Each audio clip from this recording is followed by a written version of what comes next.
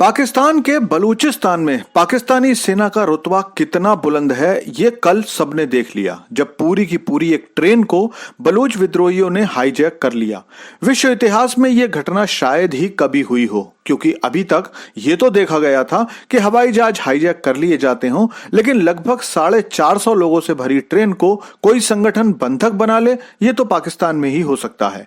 और बात केवल इतनी ही होती तो भी शायद पाकिस्तानी सेना और सरकार का मजाक न बनता, लेकिन हद तो तब हो गई जब पता चला कि इस ट्रेन में 150 से ज्यादा पाकिस्तानी सेना के लोग सवार थे, जिनमें केवल सैनिक ही नहीं थे बल्कि मेजर रैंक के अधिकारी भी थे।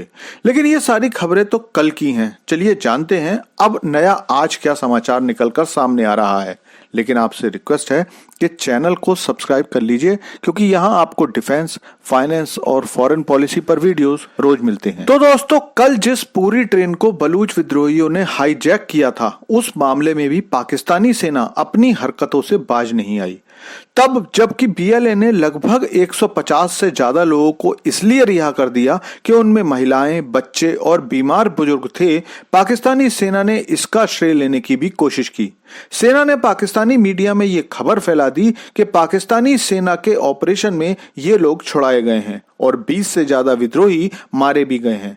ये खबर जब बीएलए तक पहुंची तो विद्रोही और भी ज्यादा नाराज हो गए। इसके बाद उन्होंने 30 से ज्यादा पाकिस्तानी सैनिकों को मार डाला और जो गतिरोध आसानी से सुलझ सकता था उसके लिए 48 घंटे का समय दिया कि अगर पाक सेना और सरकार ने डिमांड नहीं मानी तो इस ट्रेन में बाकी बचे लोगों को भी मार दिया जाएगा।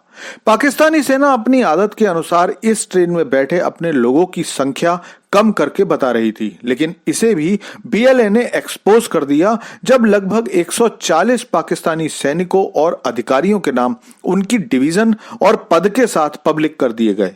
बलूचिस्तान के क्वेटा से पेशावर जाती इस ट्रेन में पाकिस्तानी आर्मी के लोगों के अलावा पंजाब प्रांत के लोग भी सवार थे और बलूचिस्तान के लोगों में दोनों के लिए जबरदस्त गुस्सा है। दरअसल पाक सेना और पाक पंजाबी कोई ज्यादा अलग नहीं है। पाकिस्तान आर्मी में 80 से 90% लोग पंजाब से आते हैं और यही हालात पाकिस्तानी राजनीतिक ढांचे की भी है। इसीलिए चाहे सिंध हो, बलूचिस्तान हो, केपी के हो या फिर पीओके, सभी लोग पाक पंजाब और पाक सेना दोनों से बहुत ज्यादा नाराज रहते हैं। बलूचिस्तान के लोग इसलिए भी नाराज रहते हैं कि पाकिस्तान की सरकार और सेना बलूचिस्तान से मिनरल निकाल कर बेचती है, लेकिन उसमें से बलूचिस्तान को कुछ भी नहीं मिलता। फिलहाल बलूचिस्तान में 10,000 से ज्यादा ऐसी महिलाएं हैं जिन्हें हाफ विडो कहा जाता है। दरअसल उन्हें पता ही नहीं है कि उनके पति जिंदा हैं या नहीं। पाकिस्तानी सेना उन्हें उठाकर ले गई और सालों बीत जाने के बाद भी वो आज तक वापस नहीं आए हैं। जब लोग सेना से उनके बारे में पूछते हैं तो सेना कहती है कि वो तो उन लोगों को सालों पहले ही छोड़ चुकी है। इन सारे हालातों से निपटने के लिए पाकिस्तानी सेना भी कोशिश कर रही है, लेकिन पाक सेना का एटीट्यूड किसी गुंडे जैसा होता है। पहले तो ये बातचीत में विश्वास ही नहीं करते, क्योंकि इनको इस तरह की सिचुएशन से निपटने की आदत ही नहीं है। ये लोग अपने हेलीकॉप्टर, टैंक और बख्तरबंद गाड़ियां भेजकर शुरू से ही दबाव बनाना चाहते हैं। कल भी जब ट्रेन हाईजैक की खबर आई तो 10 से 15 लोगों को ट्रेन के इंजन पर सवार करके हालातों का जायजा लेने भेज दिया गया। उसके बाद वायुसेना ने हेलीकॉप्टर भेजे जो विद्रोहियों से बात करने नहीं बल्कि उनको खत्म करने गए थे। लेकिन बीएलए और उसकी आत्मघाती यूनिट मजीद ब्रिगेड इस सब के लिए पहले से ही तैयार थी और ट्रेन से लगभग 6 किलोमीटर पहले बीएलए ने पाक सेना का एक हेलीकॉप्टर मार गिराया।